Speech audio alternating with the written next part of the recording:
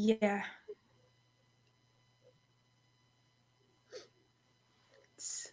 Well, it started. Yeah, here we go. Yes, we're on. Yeah, Okie we're dokie. on. Beautiful. Okay. I'm going to keep it up on my phone because sometimes this streaming service, it doesn't come through with the comments and stuff for some reason. So if you see me looking down at my phone, it's just to check if anyone's asking questions or anything like that. Not a problem. Okay, I think you need to turn your volume down a little bit, Juliet. Okay. So it doesn't Is that better? Yeah. Okay. Okay, do you want to introduce us, Juliet? Yes. Hello, everyone. Welcome to Witch B1cth, where we talk the real tea. And today we have the wonderful Alan Stevens on the show. Me and Mum are really, really excited. So I've put a bit of an introduction to Alan Stevens in the description and like on the announcement post. But I would like to hear it from you, Alan Stevens, how you would, explain what you do in your own words. Well, I'm known as an international profiling and communication specialist. And what I do is I teach people how to read other people to be able to, first of all, understand themselves, why they do the things that they do, but then to read other people so that they can build better connections with them, build stronger and better relationships. And I do that right across the board with large corporations, people like the Federal Police, the tax office, through to families or business of all sizes, and then to families, parents and school teachers, so that we can make sure less kids fall through the cracks in our education system. I love that. That's amazing. So can you tell us then, Alan, for somebody like us, me and Juliet, how would we implement your techniques in our daily lives? What sort of things would we be able to change or improve? Well, everyone can use these skills. Once you've learnt them, they'll fit into every area of your life. The first one would be understanding yourself as you're growing up. You're working out what hobbies and sports will suit you. Before you pick your final subjects at school, know what careers are likely to match your personality. Then from there to be able to build relationships in the workplace. Now, as we then get older, we might say, okay, we want to find a partner. So looking at a partner, I can tell you how that partner is likely to behave in any given situation. We know that every trait has an upside and every trait has a downside. So when we meet somebody and we get attracted to them, it'll be the upside of their traits that have attracted us.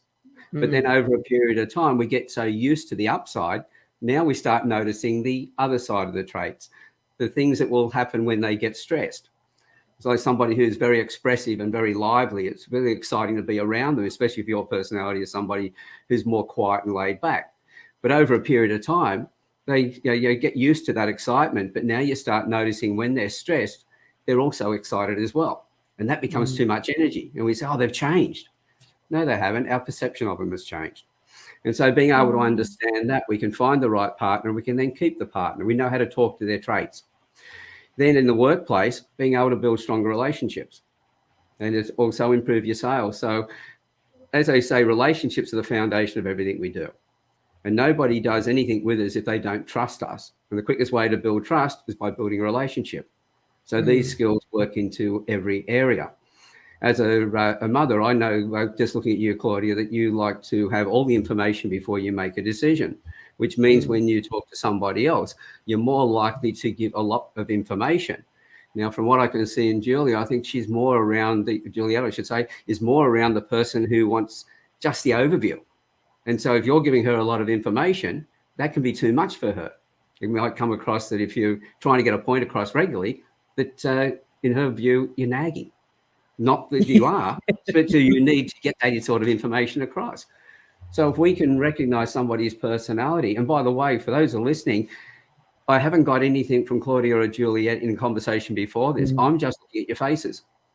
Yeah. And the way this works, your facial features tell me your personality. If you think about it, if you lift weights, you're going to build muscles. Depending on what exercises you do will depend on what shape your body takes.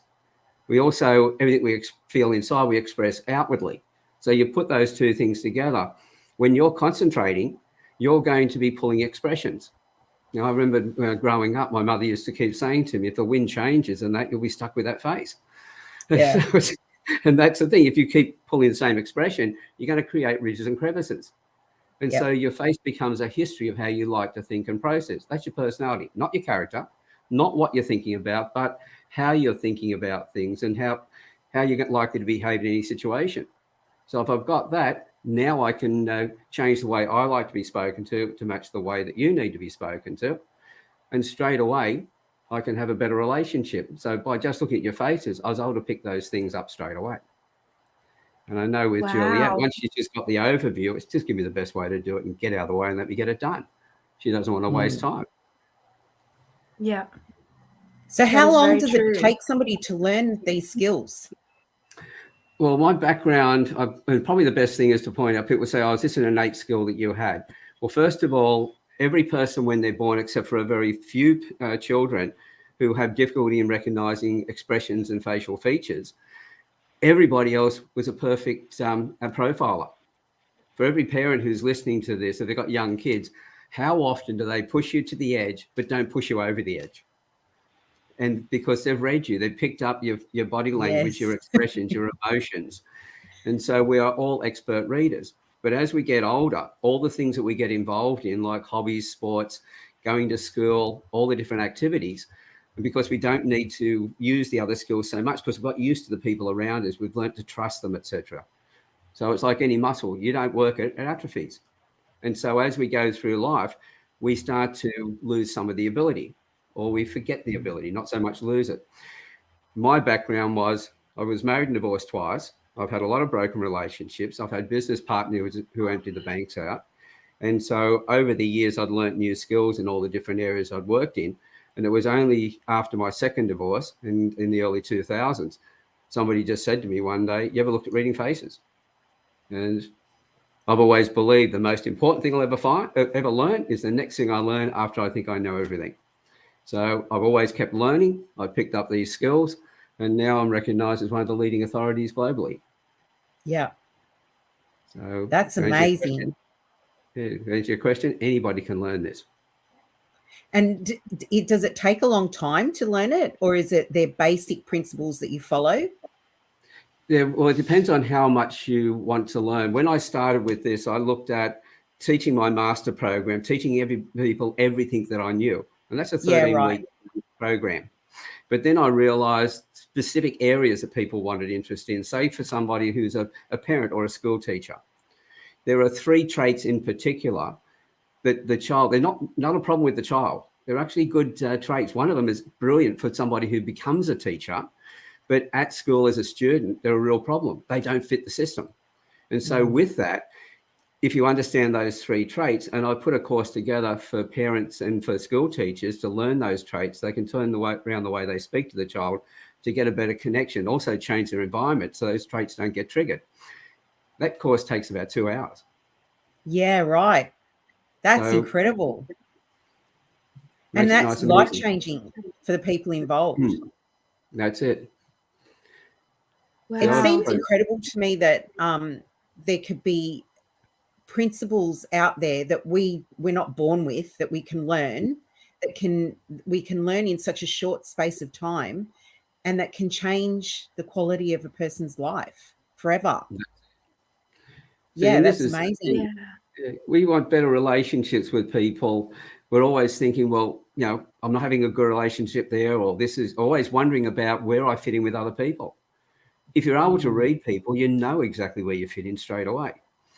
And instead of them trying to behave in a way that you think that they need you to behave in, you can read them and know that who you are is perfect. So you don't need to act as somebody else. Because I always say to people, don't try to be somebody else. Be yourself, because everyone else is taken. Yeah. So just know who you are and then connect with the people, be able to read other people, and you're very quickly able to know which ones are going to fit your personality. They're going to fit the way you like your values and ethics and everything else. And then you have strong bonds with those and friendships with those people. So Alan, basically, how accurate is it? Oh, sorry, Juliet. Oh, sorry. You go. Oh, I was going to say, so basically what you do is you know how to speak the universal language. You understand the universal language of people. That's So it. through their expressions on their face. Mm. Yeah. So first of all, your facial features tell me your personality. Then I know how to change the way I like to be spoken to match you. So I now got the language that I need to use. But then I've got the feedback from your body language and expressions in your face that tell me, have I read you right? Is there something emotionally going on? And yes, are you telling me the truth? And so it's all designed. So you can imagine now, and I don't use the looking at the truth as a lie detector. I look at it as a truth seeker. Because if I can see somebody's got something emotionally going on, well, they're not going to be telling me about it. But if I know how to connect with them, I can draw that out. In sales, for instance, if I can see a client's got something else on their mind, it's no use me trying to sell to them. I will then build that relationship with them to where the next thing you know, they're telling me what's going on. And I can help them through that. Whether we do the sale that day or not doesn't really matter. It generally means that they will come back to me later on. So it's always build the relationship first, and then everything else follows. And the face is going to give me everything I need to know. And that brings me to my question. How accurate is it, do you find? Well, when they first came out with the traits, and the whole thing was there used to be a belief that certain bumps on the head, it was a thing called phrenology, that bumps on the head would be criminals and things like that. They were talking about character, but I'm talking about personality. And as I said, you only create those ridges and crevices because of the way you're thinking and processing, which is a history. It's not something that's made up. And so with that, knowing that there was a judge in America who sat on the Supreme Court.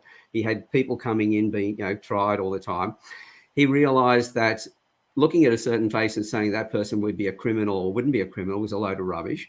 But he realized that there seemed to be a similarity between the people who were found guilty of a certain crime. There seemed to be similarities in their facial features. And he started recording those. And he had about 125 facial features and some around the body as well that he'd compiled. There was a couple of researchers, Robert and Elizabeth Whiteside, and they got into a conversation. He profiled both Robert and Elizabeth. They thought at first it was a load of rubbish. Then he did the profile and they went, something interesting in this. So they then joined with him and they started researching it. And in the 40s and through the 50s and 60s, they did a test with the pilots in the American Air Force in 1947, I think it was, to find out who would actually finish their pilot's training before they started. They were 94% accurate, right down to the type of aircraft they would fly, whether it be a bomber or a fighter pilot. And so the whole thing was that each of the traits, 125 traits, when they brought them down, they did a lot of testing with about 10,000 people over quite a number of years, where they would profile a person, ask the person, ask their family, ask their work colleagues, etc., whether that was accurate. If you've got this trait, you'll either be this or that. We think you'd be this one. The end result was on 68 traits, they were 99% accurate. Wow. And so they then threw the other traits out and kept that 68 traits.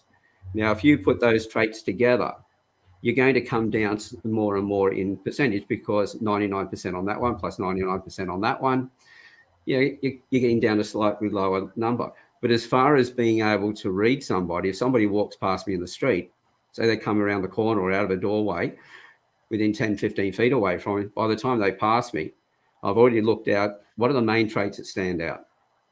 The first one that stands out, what stands out second? How does that moderate or enhance the first one?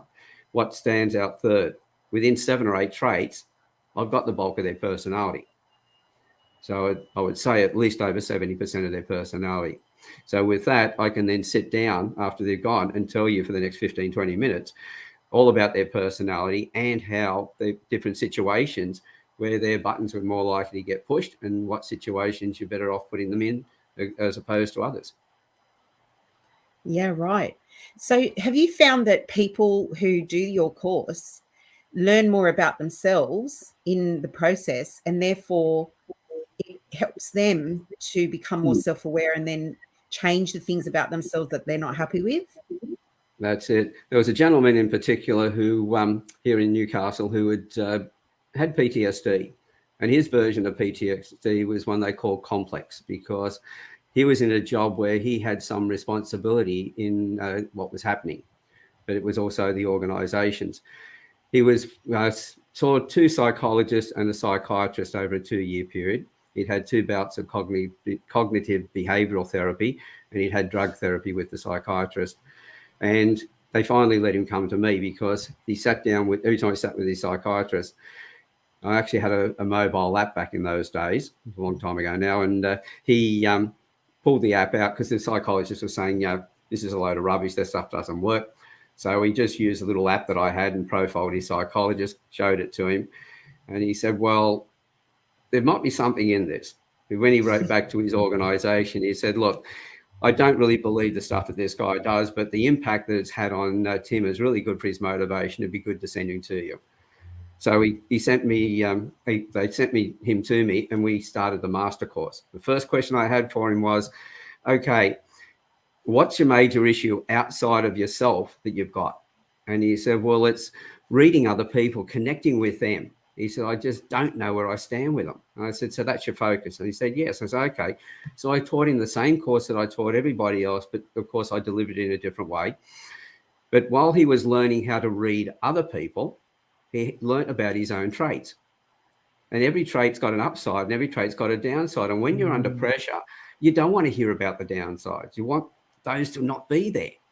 And so once I started talking about, and I've got some doozies as well, and I talk about mine, and people go, you can talk about yourself that way. I go, yes, because I know they're my traits. I know certain circumstances trigger them. And as long as I know that, then I have dominion over my traits. They don't control me. Yeah. So while he was learning, he learned to laugh at his own traits. He's done a couple of testimonials for me where he's moved right ahead of all the others that had PTSD, even those that had less severe versions of PTSD, to the point that he was no longer on drug therapy, but using herbal remedies instead. Yeah, that's beautiful. I love that story. That's amazing.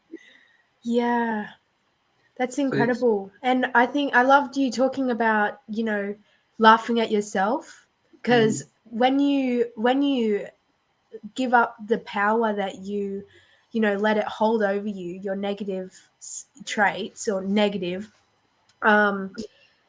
you give so much power when you don't accept them, and when you hate on them, and it really doesn't serve you as in any way to let it control you and not accept it. But once you let go of the perception of it being bad, and instead it just is, that's part of who I am, and you accept it, laughing at yourself really is so amazing. Like, coming from someone who really couldn't laugh at themselves, a few years ago, to now where I still obviously there's always room for improvement, but I do laugh at myself a lot more now. And it's just, life is not so serious anymore. It's just, it can be a really funny thing when you look at the downsides of yourself, or the the parts that might, in everyday life might affect you in a negative way. And instead of just being like, oh, I'm so dumb, oh, I'm so this. Yeah, just taking that time to be like, you know what, that was actually a bit funny. We live in a three-dimensional really good for yourself. See, we live in a three-dimensional world, so there's always an upside to a downside. There's always an inside to an outside, 2 sides to every coin. So every trait has an upside and every trait has a downside. Yeah. Now, if I go to a coach, and why do I go to a coach and pay good money? Because I want to make my life better again. So if I go to a coach and I don't want to look at the downside of my traits, then I'm robbing myself in the process. Yeah. I go to the coach, I want them to find everything they can find wrong that I'm doing so I can change it. Because if I don't have any faults or any areas that I can change, and my life is not good, then I'm screwed for the rest of my life. Yeah. So I want them to find problems. Yeah. But most people, see, there's 4 things that I always remember. Everybody is suffering or is suffering. Everybody wears a mask. Everybody pretends they're not wearing a mask. and everybody is a combination of all of their childhood sufferings and rewards. And so when you realize that, there's no person on the planet who hasn't got some issues in some area or another, which makes us all put in the same bucket in that point, so that we're not looking up. If we feel that we're not good enough, everybody else feels the same thing. But we're all different, though, in our personalities. No two people who have got the same personality. That's why I like using this system, because when you use psychometric profiling, you put people in boxes. I then come along and take you out of that box and treat you as an individual. And I can do that with anybody. Anybody else can do it with anybody as well. So having that ability, I then go, right, I know that I've got different traits, but I know that I'm also, I wear a mask. And there's sometimes, somebody says something and I don't want to hear it, but it doesn't serve me not to hide from it, because it's all about how can I have the best life possible. And the way I do that is by knowing who I am, knowing where my downside of my traits are, changing my environment so they can't get triggered. See, I've got critical perception, which is fantastic. If you put a document in front of me, it'll like that. I'll pick up any errors that are in there. As long as I understand the words that are there, like the spacing, there's any I's that aren't dotted or T's that aren't crossed, that sort of thing, any extra spacing or anything, I'll pick those up. I'll also pick up a picture on the wall. If it's only out by a millimetre, over a long distance, a large, wide picture, I'll pick it up. The downside of the trait is imagining things in personal relationships. And in that, taking that on board. And I've also got the static appreciation, which means I withdraw into my cave when I've got things on my mind. Leave me alone so I can sort it out on my own. So those two together start to fester.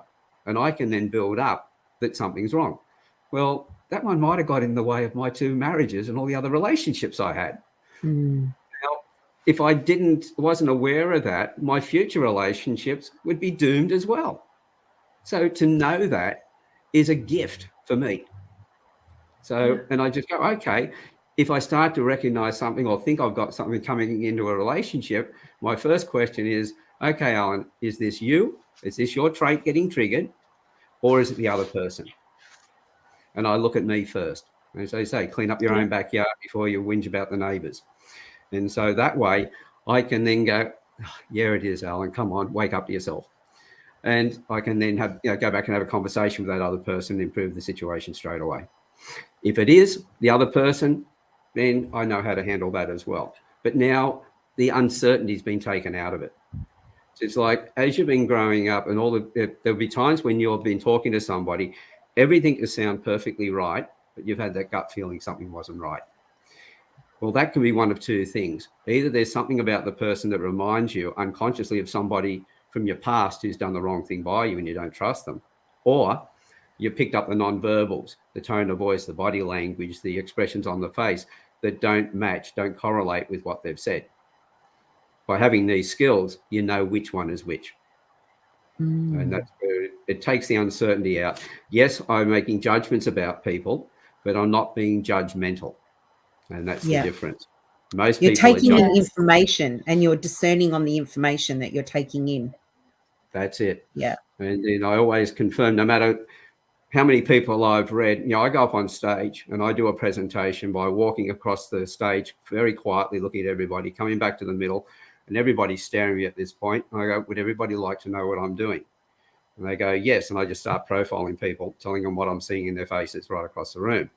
And even, rows and rows back in the room, because there's some traits you can pick up. Somebody's walking, across the car park. There's a few traits in the body I can pick up as they're, 100 meters away from you. So there's things like that you can pick up. So in explaining that, there's my presentation on stage. So I do that. I've profiled tens of thousands of people. But in that, I always confirm everything. If I profile those people from the audience, I ask them to tell everybody whether I was right or wrong. I always confirm, and that's why the body language and expressions are there for that purpose. It's showing, I profile people to understand them, but I do it with respect. The idea is read them, confirm it with them, and that opens up conversations and opens up the relationships. Yeah, it's so important. With respect, that's so important, because this is a personal thing that you're doing. You're getting into people's, psyche and saying personal things about them. So if you don't have that level of respect, you could easily put people offside. See, I've done workshops. One was in Melbourne. It was about 50 people in the room. There was a couple who asked me through the day to profile their young son. He was about 2 years old. So at the end of the day, I asked them if they would like to come out the front and to profile him. And I always ask permission on everything I'm doing, first of all. So I profiled him and told each of them how they have different personalities. They need to talk to the son the same way, but each had to change in a different way from their own personality and match the way that the son needed to be spoken to. Once we got through that, I said, right, looking at the two of you, I know there's a bit of, this is an area where there'll be a bit of pressure in your relationship. And they went, yes. And I said, do you mind if I talk about that? And they went, yeah, okay. And I said to her, first of all, I said, do you find that your husband, when you're talking to him, disappears off in his cave? When you're trying to find out things, he withdraws and he doesn't talk. You can see the look on his face. And she said, yes. And I said, well, this is how you need to speak to him. And I gave her the understanding of how to actually talk to him. And he had a really big smile on his face because now he realized that his wife finally understood him. And then I turned around and just looked at him and said, mate, now it's your turn. And as I looked back to him, I said, your wife is always excited. And this could be in the couple, could be the other way around, depending on their facial features. But it happened that she was the one who got more excited, wanted to know what was going on, which was causing him to withdraw into his cave. In his case, she was more excitable. So when she was doing stress, it was too much energy for him. And he would just not know how to handle it. And I said, you've only got one question to ask her. And he said, what's that? I said, ask her, is this something you want me to fix, or is this, you just want me to listen? And I said, look, if she says she wants you to fix it, either you screwed up in the first place and she wants you to fix that, or she just knows this is something you have the ability to fix for her because she just wants to get it out of the way. And he went, great. And I said, but if she said to you, she just wants you to listen, I said, do you love your wife? And so he had to proclaim that in front of the whole room. He said, yes, I do. I said, so you'd like to do whatever you can to help her? And he said, yes. And he said, well, she just needs to vent. It's got nothing to do with you. She's told you that. You've asked and she's told you. She just needs to speak. She needs to have a pair of ears and eyes listening and watching her and know that somebody is actually hearing her and seeing her. And he went, and I had a big smile on her face as I was saying that. And he then realized that it wasn't about him, but he hadn't asked that question before. He just assumed that it might have been something there and he would pull away. So by being able to talk to that, because I guarantee that the excitement that she spoke with, that outward going nature and everything she had, would have been the thing that excited him in the first place. That was what attracted him. But over a period of time, he got used to the excitement and it became every day. But then when she was stressed, he noticed that more. And so therefore he thought she'd changed. No, she hadn't. So it's like you talked about universal languages, the 5 love languages, knowing those of your partner, but then also knowing your partner's personality. You know how to speak to those love languages even more. Like physical touch, when is it appropriate to use that physical touch? As far as gift giving, well, what type of gifts and that, how to actually give those gifts. Because some people are very quick to give, and in giving, they don't even think about it. They just give to everybody their time, their energy, and sometimes their money, gifts and all those sort of things, whereas somebody else will think about it. I'm the type of person who thinks about it. So if people can read that trait in my face, they know that if I give them an expensive present or give them a lot of my time, I really care about them. Yeah. So for somebody who needs to know whether their partner cares or not, it's not a matter of having the partner who just automatically gives all the time, but one who thinks before they give. So there's no right or wrong trait. It depends on the situation and it depends on the connection between the two people as well, if you're looking at a personal relationship. Right. So it's kind of taking a lot of the guesswork out of relationships and being very focused with your intention. So because I think sometimes with relationships in the communication, we can make stories up in our heads about what's going on with regards to how we were raised or our own filter. And somebody's talking to us or our loved one is talking to us, and we're, instead of hearing what they're actually saying, there's tape playing in our in our minds that is saying, oh, now she's complaining again. Oh, she's nagging me. And, like, so we get these tapes that the thoughts that go around in our heads, not really appropriate for the situation. So what we're doing here, really, what your job is, stop playing the tape and actually be present with the expressions on the face, the body language that's coming out of the conversation. So it's like you're broadening that attention span, and we're coming out of our brains and out of the story that we're playing from our own experiences to what's really happening in front of our face, and listening to the other person and watching them. Yeah, see, the foundation starts looking at both of you. I know you both got dry wits, dry sense of humour. So I know that we can have a great conversation. We can throw things backwards and forwards at each other, and you would just be laughing all the way through it. Somebody who's got the opposite trait takes things personally, very fussy about things. And as I said, every trait has an upside or downside. That particular trait is brilliant for interior designers, because they can walk into a room that's got no colour or anything else in it, no furniture, and tell you what you should put in there and how good it's going to look. We only pick it up when we walk in and we go, oh yeah, in the finished product. But we've got no idea beforehand. But that person will take things personally. So, and this is where the expressions and everything else then come in, because if you had somebody that you were with that other trait and you're throwing a few things out and they're not responding, they've just got that smile on their face, which is really not really a social smile. It's more of a trying to be agreeable.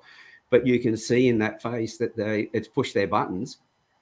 That's where the micro expressions and the body language come in, to be able to get your confirmation as to whether you're doing the right thing. So if you know how to read the traits, you don't even go into that problem in the first place, the facial features. But then if you can't read the facial features, you've got the body language and micro expressions. You can then pick things up when they have gone awry and be able to do something about it before they go too far down the wrong track. Yeah, right. There's no recovery. And so that's one of the reasons, I've created, and that's why the sign behind me is the science and art of reading people, because I've taken 4 sciences, put them together, and I deliver them in an art form. So, you've got people who teach facial features, you've got people who teach the facial expressions. Neither of them look at the other. People who do the facial expressions are usually psychologists and those sort of academic backgrounds. They still think that facial features is phrenology. It's not. Right. Phrenology was character. This is personality, completely different thing. It's like the difference between sales and marketing. They're completely different from each other. So with that, nobody was doing all of it. And I was training with the Paul Ekman group, who did the micro expressions, and Paul was a guy who did all the original research on the micro expressions, and a lady by the name of Naomi Tickle, who's now retired over in America. She taught me the facial features, and I'm working through this. And she originally said, when I started to train, she said, "Oh, don't do anything else. Just do this because it'll confuse you." Whoops, too late. I'd already started with the micro expressions as well. I've been working with body language since the 70s and psychometric profiling since the 80s. And so I had all of that, and I thought, hang on, she doesn't understand the micro expressions, and the academics are looking at the facial features still with this phrenology mindset. Both sides were missing the opportunity of bringing them together. So it's like, if you look at somebody who's got high set eyebrows, I know straight away when Juliet meets people for the first time, she likes to have a little bit of space. Not that she's not friendly, but she's more discerning. She's working out who's safe to be around and who's not safe to be around. And so in that, so if I know that, straight away, I don't invade her space. I don't stand too close, because she's not going to hear anything I say, because she's going to be uncomfortable. Once she's worked out who's safe to be around, she's as friendly as anybody else. And if she's standing close to somebody, I know that she knows them well. Yeah. So on that, this is in the height of the eyebrows. And the eyebrows, there's a big gap between the upper eyelid and the eyebrow. So it's widespread. Think of geisha girls where they pluck their eyes and they paint them on higher. That was to give that impression. It's the same as the micro expressions or expressions of fear and surprise. Eyebrows go up. In one case, straight up, and in fear, they straighten out. But there's a large gap. That person pulls back, and we pull back from them as well. And here you've got the facial feature that gives the same feeling. And when I realized these things correlated together, I thought, why isn't anybody else bringing the two together. And in doing that, see, it was about 11 years ago, I profiled a young boy who was 6 years old at the time with Asperger's. The school didn't want him. The after-schools care didn't want him. His mother, single mum, asked me if I could profile him for her, which I did. And by the way, he wouldn't sit still, so I just got her to take 5 photographs and send the photographs to me. And so I profiled him from his photograph, gave him a written report on how people needed to change the way they spoke, the way they had to talk to him so they could connect with him. Because any child who's got one of those conditions, if you change their environment, and slight change of the environment, we get big changes in their thing. That's why they're hypersensitive. And so with that, she went to the after schools care, and the teachers told each of them that the other side were doing it. And if they didn't do it, it would fail and be on their heads because everybody had to do it. Nobody wanted to be responsible, so they put it in place. Where they said he would never do presentations in front of the class, he would never really amount to much. At the age of 7, he was doing presentations in front of the class. Wow. A year and a half later, they reduced his medication. At the same time, with the doctor's approval, that was with the doctor's approval, at the same time, they were able to let the psychologist go. Yes, they brought him back in when the boy was 14 years old because Jack now was, all the hormones and things rushing. And I said, well, somebody else can handle that one. And, he's continued to grow. And at the age of 17, he's an entrepreneur. He's got that mindset. And with that, as his mother has said, that never would have happened if they'd used a heavy medication. So being able to understand his personality, set his environment up, be able to look for, using the body language and expressions as well, to look for those subtle changes as they are happening, completely changed his life. As I said, once you've got these skills, there is no part of your life that you can't use them. It's another language, isn't it? It's a complete other language. It's incredible. And it's universal. It opens up a whole. It opens up a whole area of life, and taps into a whole area of life that creates new understanding. It's like it's a whole new world. It is, and so they should be teaching this stuff in schools. Well, I'm working towards that. When I first spoke to the Minister for Education back in 2012, I was told that I was actually with the Department of Education from his recommendation. They then told me that I had to prove this overseas. So then I spoke to them again. They said, oh, well, you need to have a university degree. You need to be a psychologist. Now, I'm not a psychologist, but I train psychologists on how to profile in this way. Right. And they've always got better results with the clients they've worked with. But I started what I classed as my 12 months of temporary insanity. I signed up to do a psychology degree, so working 7 days a week, either in my business or doing the course. And I realized that, by the time I finished that, there'd be another excuse. So I let it go. And then in 2016, I was over, just before I went over to London to work with Disney and Gillette, I had another meeting with one of the Premier's assistant, who then organised another meeting with the Department of Education. While I was away, they organised for me to meet with the head psychologist for New South Wales Education. In the conversation, it was that everything you've said, Alan, is absolutely true, but we believe that if we keep doing what we're doing, sooner or later, we'll get a different result.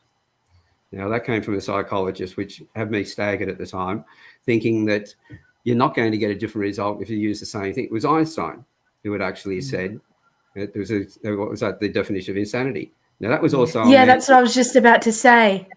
That was what I was just about to say, which is ironic because it's psychology. So, and he was autistic himself. And this is the thing that we look at those kids and we write them off straight away. Our education department works on the bell curve. You've got the bell curve that goes like that. The two extremes, the bulk of the kids fit into the education system. We turn them into little brown boxes. When they first went to school, they were all different colours. But now we make them fit into a system. The top end, the smart kids, 18% of the top kids drop out of school. They don't make it because it just doesn't fit them. Down the other end, and I call these kids the other gifted kids because everybody has got a gift in one area or another. So many autistic kids have done, Einstein, look what he did. There was a young fella that they flew over Vatican City in a helicopter for 45 minutes and then on a 5-meter tapestry drew the city. Yes, they pointed out he got a couple of pillars wrong. It was only 2 or 3 pillars out of the whole city. That is a gift. I couldn't imagine doing anything like that. And so those have a gift, but 24% of them never get through school either. If we can change the way that we're speaking to them, then we improve that. It also improves the teacher's life. So that's why I put a little course together for parents and for school teachers to be able to use this. But I trained 2 boys, well, when was it now, about 5 or 6 years ago. One of them was 14 and one was 15. I was training the 15-year-old's grandmother at the time, and she wanted me to train the 2 boys as well, which I did. The youngest one, when I asked him when we finished how he was using it, now he's a likable larrikin, he likes stirring people and all the rest of it. And he's 14 years old, and he said, "Oh, I'm profiling the school teachers." I said, "Well, how's that going for you?" He said, "Oh my God," he said, "I know which ones to pick and which ones to leave alone." He said, "I'm stirring them more than I've ever stirred them before. I'm getting in nowhere near as much trouble." And I went, "Great, that's good, but not such an advertising line that I can take." I'm thinking I can these days, though. But then the other one, the 15-year-old, I asked him, and he said, "I'm using it to profile the students, all the other kids." And I said, "Well, how's that going?" He said, "I now understand them. I understand why they're doing what they're doing." And I said, "Well, what's that giving you?" He said, "Tolerance." So that was one of the reasons for getting it into the hands. If we can't get into the hands of the school teachers, we'll get into the hands of the children. Now, if all the children have the skill, where are the teachers going to be sitting thinking what that 14-year-old boy said? Yeah. So that might be a marketing tool once I get it out to the thing. But my youngest student is my 11-year-old granddaughter, or she was at the time when she started. That was 2 years ago.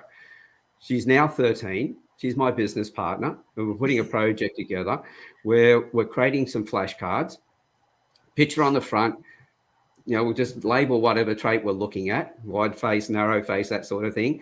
On the back, it will then tell you what that means, how to read it, and how to talk to the person, how to work with them. And the back section, all the text, is what she's put together over the last 2 years. It's a homework that she's had as she's been learning how to profile people. And so they will go out with all my classes that I do, but they'll also go out as for schools if they want fundraisers, but they'll be where people can buy them from my new website when that goes up. And the end result there is, if all the kids have got them, you can imagine the trouble for the teachers if they don't learn. But if the teachers then learn, they understand the kids respect them. Because one of the biggest issues in education in the schools about 4 years ago, it was reported to me, was disrespect. The kids don't respect the teachers because the teachers are teaching subjects and not connecting with them. And I don't blame the teachers. There's not one teacher I've ever met who got into the job for the long holidays and the high pay. They got in there knowing it was going to have their holidays are going to go doing, disappear doing work at home. And when you spread that out over that period of time, their income, it's not a high hourly rate. They went in because they were dedicated for the job. But we have an education system that doesn't look after them either, and they get demoralized. In fact, 40% of those that do their training never see the inside of a classroom after they've graduated. And 40% of those that do go into school, they drop out within 5 years. That's because the system doesn't look after them, and the system doesn't look after all the children as individuals.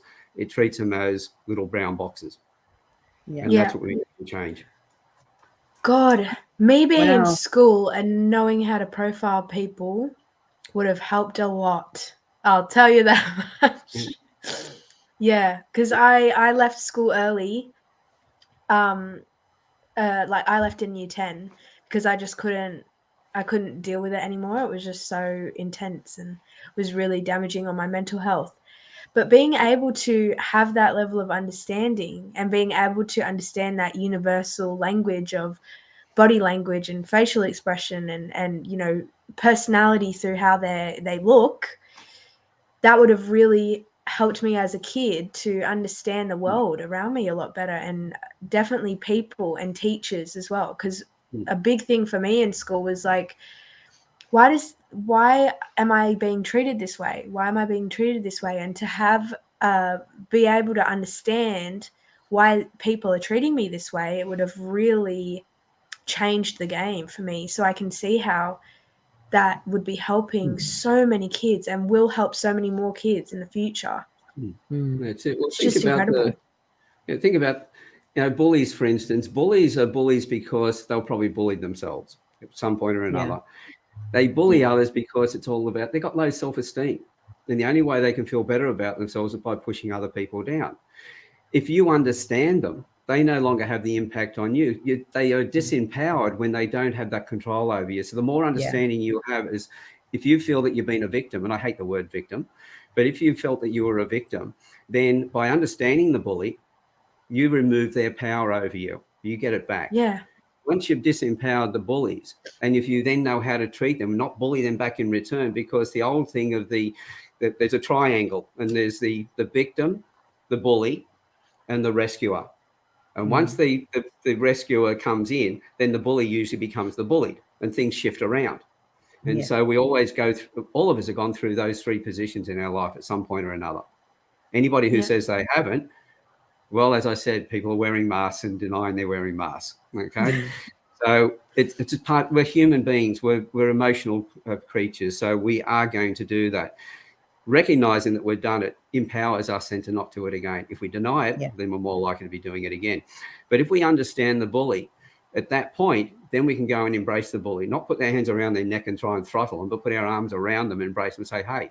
And the number of victims who have then realized that they weren't victims, understood the bully, they've been the ones who have actually gone and lifted the bully back up again, and they become friends. So when we do that, it's through understanding, because it's through not understanding people where all the problems come. As I always say, you've got 2 eyes, 2 ears, and 1 mouth. Use them in that proportion. But when you use the mouth, ask every possible question you can think of, and then ask one more. And people go, how can you ask one more when you've asked every possible question? My last question is, from what you've been telling me and from what I'm understanding, this is what I'm getting. Am I right? Have I got it right? If you've got it right, the person goes, fantastic, somebody understands me, and you've got a bond straight away. If the person says no, they then start to correct you, and you start, to show you where you've got it wrong. And now you're having a conversation. You're drawn together again. Both situations create relationships. If you just tell everybody, because this is the biggest problem with so many coaches out there today, the research has shown that when somebody starts talking about an issue they've got, the average time it takes before somebody jumps in and tries to tell them what they should do is 19 seconds. How in the world can you get any information there? And people who say, oh, no, that's not true. Think about on Facebook, the last time you saw something written and you jumped in with a comment straight away. People take sides. We do emotional empathy. Everybody's doing it at the moment. Emotional empathy is recognizing someone's pain, but also feeling their pain. So the cognitive, I can see your pain. Emotional, I can feel your pain. But then we don't go to the compassionate, where we try and fix the problem. Men are really good at fixing problems, but we don't connect to the emotional. So we miss that connection.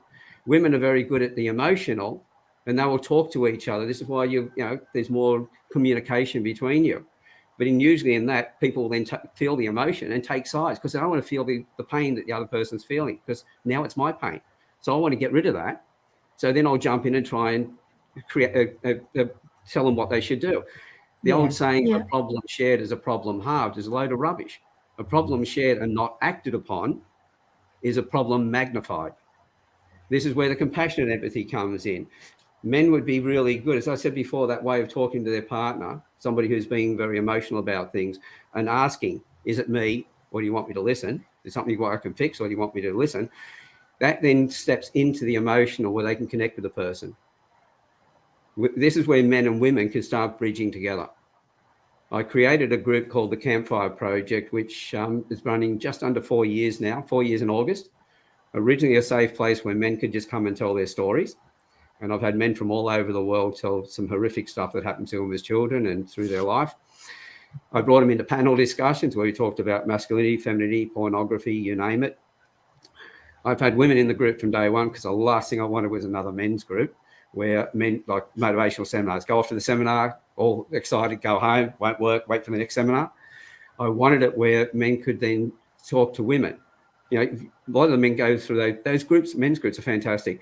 They come out, but the thing is, there's so many, and I'll call them trolls out there, both male and female, who try and put people down because their life is crap. And so they then come back to the men's group. Well, I brought some really great women into the group from day one, and they listened to the men. So it gave the women an opportunity to hear how men could speak when they felt safe to do so. And so the men would speak and the women then were listening to that. Then I brought them into panel discussions and we started talking about those other areas. And that's when I started getting personal messages from the ladies saying that never heard men talk like this before. We love it. We've never heard them go so deep into their emotions and so open. And how can we get involved? I went, put your hands up, been waiting for it. Brought the women in, interviewed a lot of them one-on-one, brought them into panel discussions. And yes, we've increased the conversations. We've looked at menstruation, menopause, wearing of bras, does size matter in the bedroom? No subjects off the table. And in 4 years, Wow. almost 500 hours of video conversations, no bigotry, no sexism, no racism, and not once has anybody been disrespectful to anybody else. So proving that when you set the environment, you can then control it. So it's not like just sitting out in a Facebook world where people can just shove in and say whatever they want. This is where if anybody wants to come in, I don't care about your culture, your religion, or any other part of your background. You've only got to answer 2 questions. It's the same question twice, but reworded. Will you respect everybody? And everyone said, why do you ask the same question twice? I said, there's your 2 chances. You don't get a third. The moment you come in, you know that that's the rule that you have and everybody else has. Because if you tell your one-on-one story, my job is to protect you 100%, keep that environment safe, which means anybody's disrespectful to you, having a go at you, they're out. And so once we set that up, we've now got a global community that's got about 2,300 people in it. We've got meetings going on all over the world. We've got a whole lot of men's groups and women's groups joining it as well. And I want to get those groups coming in, get their leaders to come in and tell their stories, why they got the groups running, what their group's all about, and then bring them into panel discussions as well, so they get to know each other. And so we're networking all those groups together as well. So it's under the hashtag We Together, because together we can solve problems. But if we're looking at each other as the problem, then we're never going to solve anything. Yeah. Yes. Thank you so much for coming on with us, Alan. I've loved our conversation. It was amazing. Thank you so much. Yes, this was incredible. I learned so much. Yeah, well, I'll give all your listeners a free gift as well. I'll give you I've got a free course, which takes about 28 minutes to go through. It'll teach them where the eyes move when somebody's sourcing information, because they get an idea of whether they're telling the truth or not, but also a couple of physical traits in their face where they can start to learn those as well.